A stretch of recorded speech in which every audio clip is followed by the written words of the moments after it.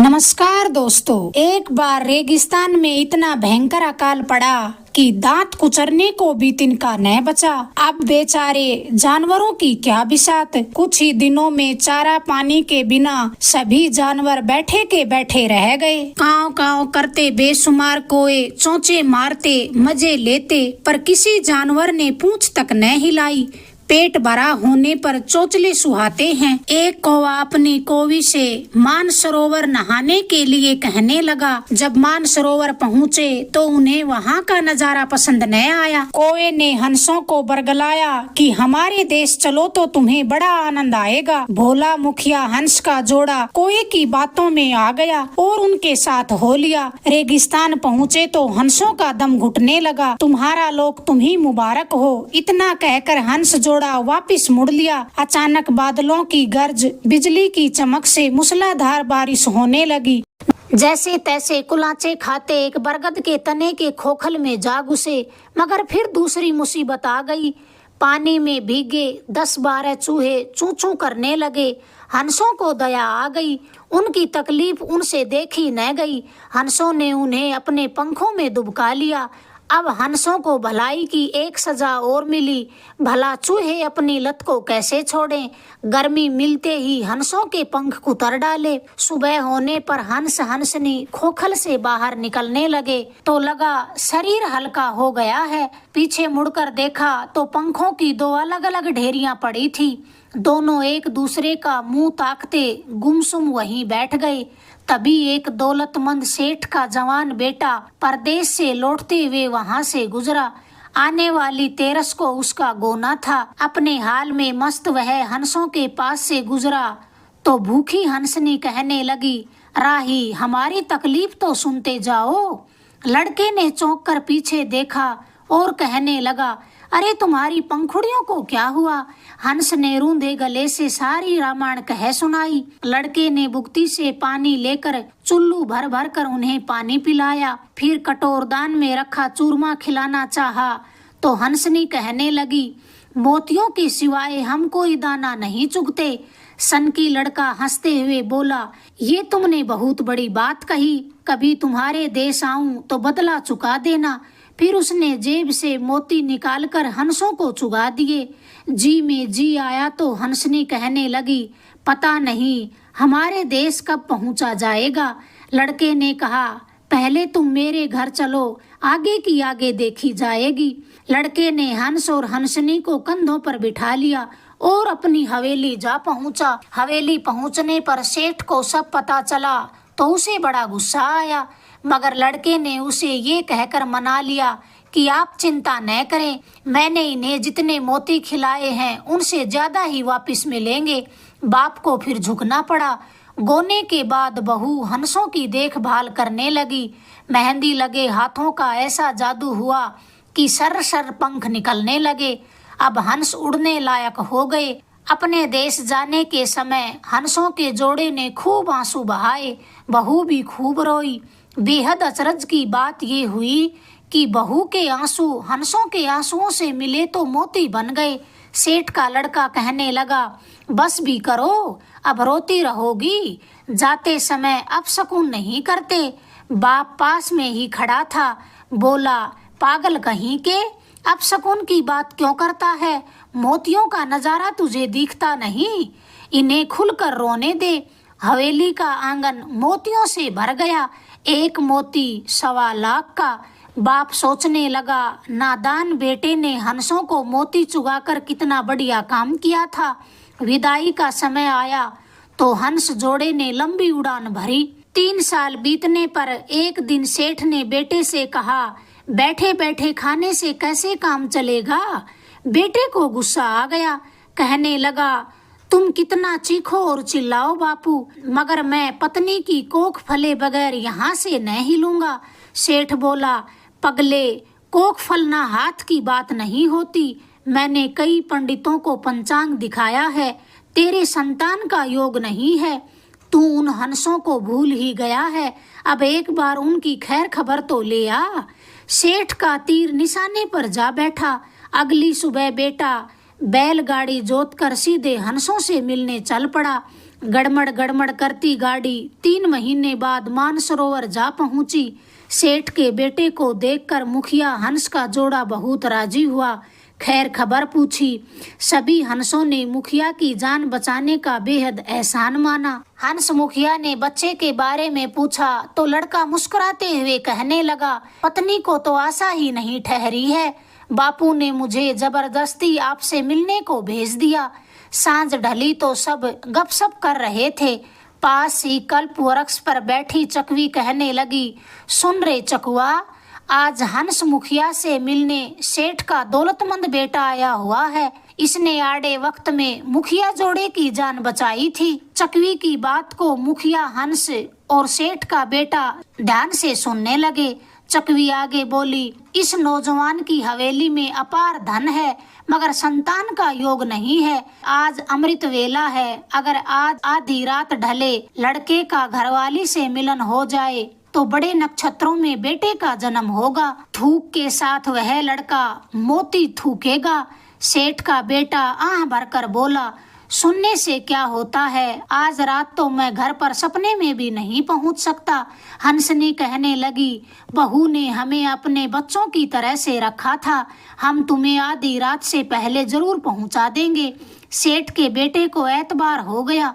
उसी समय लड़का आंखें मूंदकर हंस पर बैठ गया। बेचारी हवा का क्या वेग। आधी रात ढलने से पहले दोनों प्राणी मेड़ी के सामने जा उतरे। पति की आवाज सुनकर घरवाली चौंक कर उठ बैठी। हड़बड़ाकर दरवाजा खोला तो सामने पति को मुस्कुराते हुए खड़ा पाया। हंस ने चकवा और चकवी की बात बहू को बताई। अबोध परिंदे से कैसी शर्म। दोनों पति पत्नी कामदेव की समाधि में लीन हो गए। बापू को पता चलेगा तो गुस्सा होंगे। सुबह होने से पहले ही लड़के ने हंस पर बैठकर मानसरोवर की ओर रुख कर दिया। इंसानों की बस्ती में इंसानों के बहाने कोए भी बसते हैं। एक होशियार सी दाई ने बहू के पांव भारी होने की बात बताई तो बस्ती के कोए कांव कांव करने लगे। बहुत दिनों से सेठ दूसरों के झगड़े निपटाता आया है, अब खुद गले पड़े तो क्या करेंगे। पंचायत बैठी, बहू से पूछने की बारी आ तो उसने सारी बात सच सच अपने ससुर को सुना दी। सारी बात सुनते ही सेठ का सर घूम गया। कहने लगा, यह विश्वास करने वाली बात ही नहीं है। बहू बोली, आपको मेरी बातों पर भरोसा नहीं? सेठ बोला, इस बेसिर पैर वाली बात पर किसी को भरोसा नहीं होगा। फिर सरपंच कहने लगा, कसूर मंजूर करो और बहू को घर से निकाल दो। सेठ नरमाई से बोला, मैं मुंह मांगा हरजाना भरने को तैयार हूँ, पर बहू को ये सजा न दो। समझदार पंच एक साथ बोल उठे, तो फिर बिरादरी से बाहर निकलने की तैयारी करो। अब समाज द्वारा किया गया न्याय कैसे टाला जाए। खूब रोई गिड़गिड़ाई, पर सेठ का दिल नहीं पसीजा। खुद बहू का हाथ पकड़कर सूनी राह पर छोड़ आया। पीछे रास्ते बंद, आगे ठिकाना नहीं। अब बहू जाए तो कहाँ जाए। वह बेसुध सी चलने लगी। अचानक एक कुम्हारी ने हाथ पकड़कर कहा, यूं आंखें मूंदे कहाँ जा रही हो?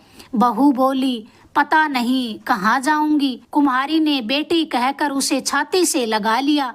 फिर बोली, आंखें मूंद कर तो माँ के पास ही जाया जाता है, चल तू मेरे घर पर चल। कुम्हार को गुजरे 3 साल हो गए थे। 7 बेटे 7 बहुएं पोते और पोतियों से घर भरा था। आज बेटी का आगमन हुआ तो घर आबाद हो गया। अब कुम्हार के घर में हवेली जैसा सुख तो था कहाँ, मगर जैसे तैसे सेठ की बहू के दिन बीतने लगे। सब उसका ख्याल रखते।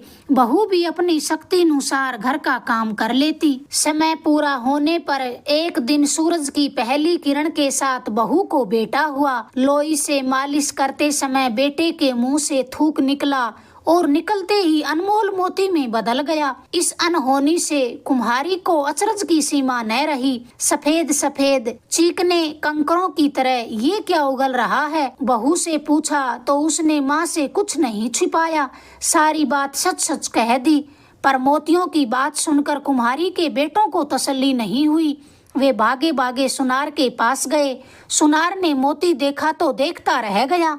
सुनार किसके अपने होते हैं, वे अपनी माँ तक की छातियां काट लेते हैं। नियत बिगड़ने पर वह व्यंग से मुस्कुराया, सिर हिलाते हुए बोला, क्या तुम मुझे उल्लू बना रहे हो? साफ साफ बताओ, यह मोती तुमने कहाँ से चुराया, वरना तुम्हें राजा के सामने पेश करूंगा। कुम्हारी का लड़का कहने लगा, भला झूठ बोलकर हमें क्या मिलेगा? तुम्हारे मन में खोट आ गई हो तो यह मोती तुम ही रख लो, नहीं तो साथ चलकर अपनी आंखों से देख लो। विश्वास करने लायक बात तो नहीं थी, फिर भी सुनार बेमन से उसके साथ चल पड़ा।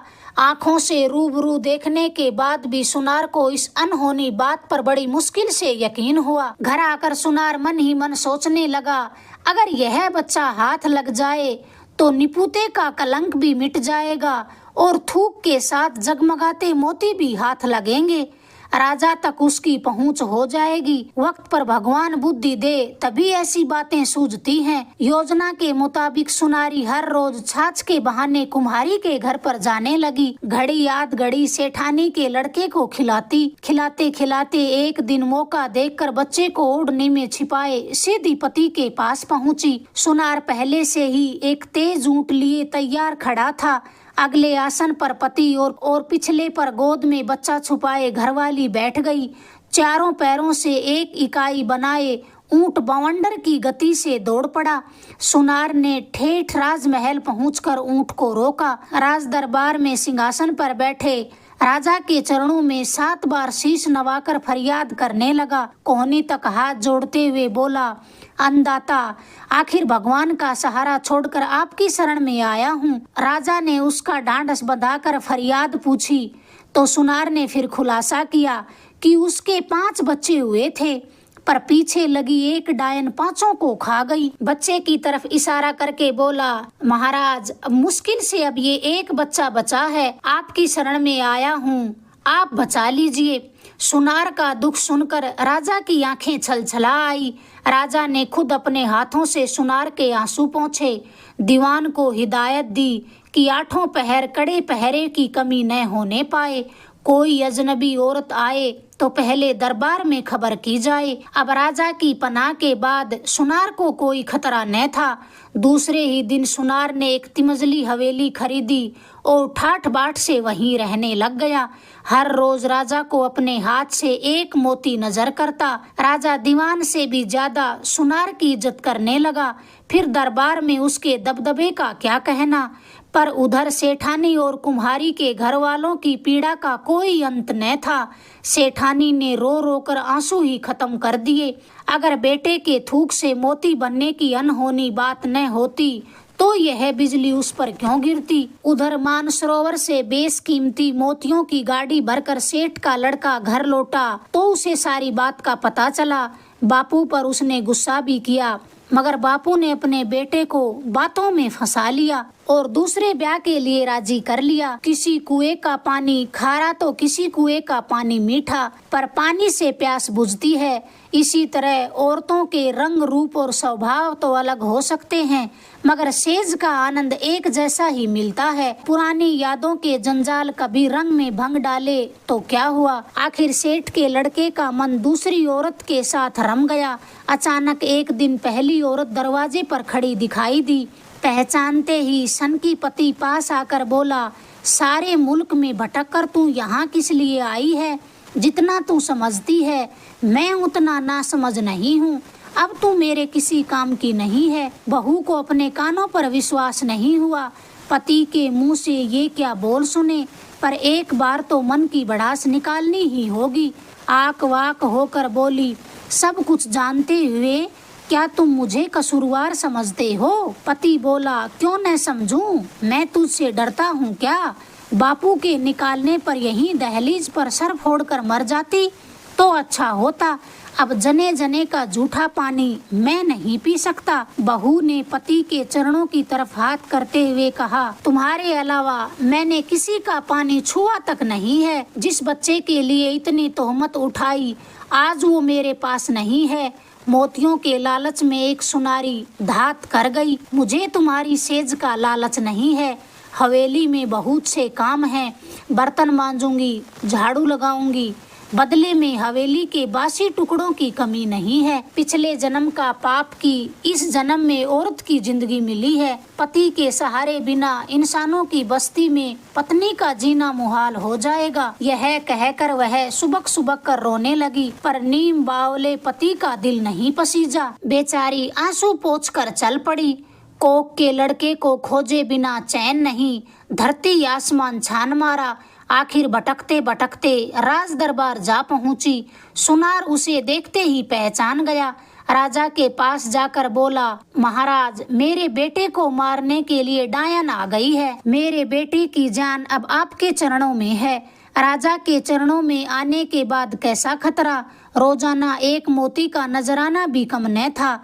माँ की फरियाद तो सुनी तक नहीं गई। जल्लादों को हुक्म हुआ कि इसी पल उसे सूली पर चढ़ा दिया जाए। अक्लमंद दीवान ने सलाह दी कि इस जैसी चांडाल डायन को एक बार सूली चढ़ाना ठीक नहीं है। रोजाना सूली भुगतेगी तो इसे पता चलेगा लखू बेश्या की जवानी ढलने पर है। वह खुशी खुशी इस छिनाल के 1 लाख रुपए दे देगी। यह बात अब राजा को जच गई। लखू को हुस्न की अच्छी परख थी। बगैर मांगे 1.25 लाख रुपए दे दिए। लखू के पास पहुंचते ही डरते डरते सेठानी बोली, इस पाप की राह में तो मुझे नरक में भी जगह नहीं मिलेगी। यह जन्म तो बिगड़ा, अब अगला जन्म क्यों बिगाड़ूं। सेठानी की बात सुनकर लखू को हंसी आ गई। इंसानों की दुनिया में इतनी बढ़िया राह और क्या हो सकती है। पर फिर भी मैं तुम्हें एक मौका दे रही हूँ। जहाँ चाहे वहाँ चली जा, मैं समझूंगी मेरे 1.25 लाख रुपए पानी में चले गए। सेठानी की आंखें भर आई। लखू को आंसुओं से नफरत थी। बोली, ये निगोड़े आंसू ही औरत को हराते हैं। फिर रूंधे गले से सेठानी कहने लगी, मेरी रामायण तो सुन लो ताकि मेरा बोझ हल्का हो जाए। लखू बोली, ऐसी रामायण सुन सुनकर मेरे कान पक गए हैं। फिर भी तेरा वापिस आना होगा तो मैं जरूर सुन लूंगी। अब सेठानी सीधी बाप के घर पहुंची। सोचा जन्म देने वाले मुझसे क्यों मुंह मोड़ लेंगे, मगर माँ की नजर पड़ी तो गुस्से से उफनते हुए बोली, नाग डसी, यह काला मुंह लेकर यहाँ क्यों आई है। राह में तुझे कुआ बावड़ी नजर न आई। अगर कुछ शर्म है तो चुल्लू भर पानी में डूब मर। तूने मेरा दूध लजाया है।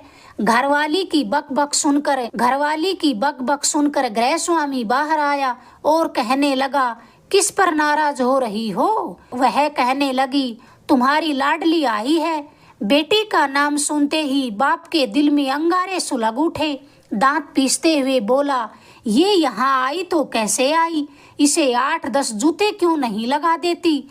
इतना सुना तो बेटी चुपचाप वापस मुड़ ली। अब तो मौत या लखू के सिवाय उसका कोई सहारा नहीं था। बिना रुके वह सीधी लखू के पास जा पहुंची। लखू उसे देखते ही बोली, मुझे पता था तू जरूर वापिस आएगी। सेठानी फिर आह भरकर अपनी रामायण सुनाने लगी कि मेरी किस्मत में कोए का पंजा न होता तो मेरी जिंदगी कुछ और ही होती। उसके बाद सेठानी ने अपनी सारी बात लखू को सच सच कह सुनाई। सेठानी की समूची बात सुनकर लखू बोली, बेटी, ये धर्म कर्म भक्ति रीति परंपरा सब झूठे हैं।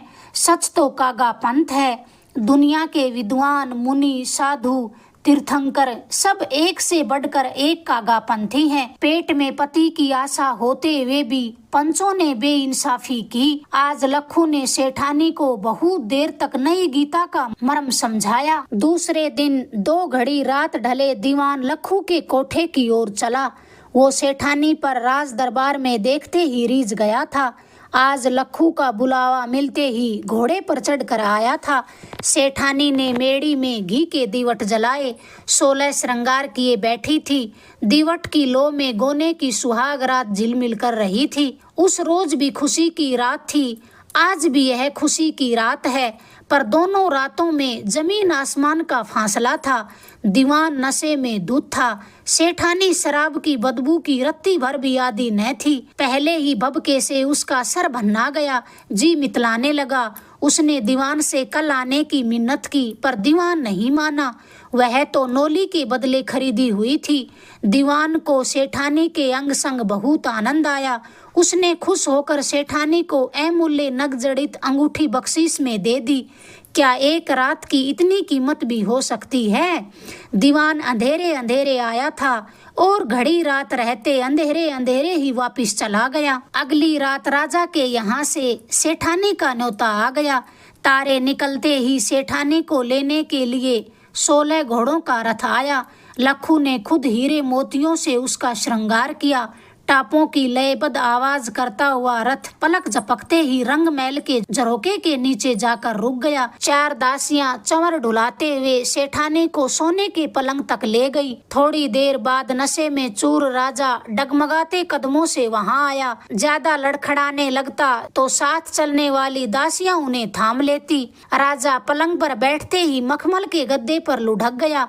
दोनों दासियां उनके हाथ पैर दबाने लगी। सेठानी घूर घूर कर ये सारा मंजर देख रही थी। इसी तमाशे में घड़ी 1.5 घड़ी रात ढल गई। आखिर राजा को काम का ध्यान बंधा। हकलाते हुए राजा बोला, ये मेरी खास दासियां हैं, इनसे कैसी शर्म।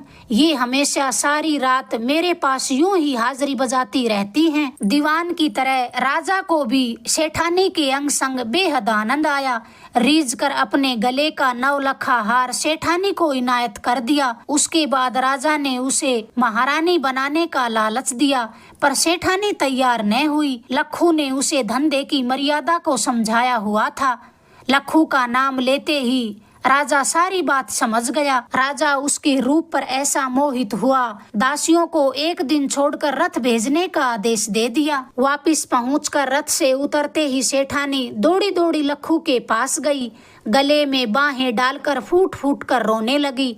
लखू उसकी पीठ सहलाते हुए बोली, रो मत बेटी, मैं बिना कहे ही तेरा दर्द समझती हूँ। इस तरह लखू की सीख के मुताबिक हर रोज नई दौलत कबूलते कबूलते 17 साल गुजर गए। पर सौभाग्य की बात ये कि सेठानी का रूप और यौवन वक्त के मुताबिक बिल्कुल नहीं ढला। तजुर्बे के मुलजमे में उसके चेहरे पर नई चमक दमकने लगी थी। हरेक की जुबान पर उसी के रूप की चर्चा रहती थी। सुनार का लड़का भी बहरा नहीं था, उसके कानों में भी उस रूप की भनक पड़ी। लंबा चौड़ा सुंदर जवां मर्द था। बापू से कहीं बाहर जाने का बहाना बनाकर लखू का दरवाजा खटखटाया। खटखट सीढ़ियां उतरकर एक लड़की ने अधेर दरवाजा खोल दिया। लड़की के पीछे पीछे वो लखू के पास पहुंचा। अनजाने आदमी से फिर कौन सर खपाए, इस खातिर लड़की ने नौली की बात चलाई तो लड़का मुस्कुराकर कहने लगा, पैसों की परवाह न करो, इस दरवाजे की दहलीज लांघने वाला पहले अपनी अंटी संभालता है, पर मेरे तो थूक के बदले में मोती गिरते हैं। एक ही मोती 1.25 लाख का होता है। यह बात सुनते ही लखू का माथा ठनका। थोड़ी और पूछताछ करने पर पुख्ता जानकारी हो गई कि यह शख्स तो सेठानी का ही बेटा है। सेठानी बनाव श्रृंगार किए शीशे के सामने बैठी अपना रूप निहार रही थी। लखू की सीख की आज अग्नि परीक्षा होनी थी। कहने लगी, एक एक सीढ़ी चढ़ते हुए इस मेडी की मर्यादा आज तेरे हाथ में है। बेटे के रिश्ते की वजह से पीछे मत हटना, थूक के बदले बेशकीमती मोती हाथ लगेंगे। नागिन की तरह बल खाकर सेठानी उठ खड़ी हुई। खू के झुर्रियों भरे चेहरे की तरफ देखने लगी। ज्यादा सोच विचार का समय नहीं था। लखू आतुरता से बोली, तो मैं उसे मेड़ी में भेज दूं बेटी? सेठानी सपने में बड़बड़ाती सी हुई बोली, हाँ, निसंकोच होकर भेज दे। मेरी नजर में अब किसी रिश्ते के लिए कोई आस्था नहीं है। ऐसी अनमोल रात फिर कब आएगी? अगर आपको ये किस्सा पसंद आया प्लीज चैनल को लाइक करें, शेयर करें, सब्सक्राइब करें। धन्यवाद दोस्तों।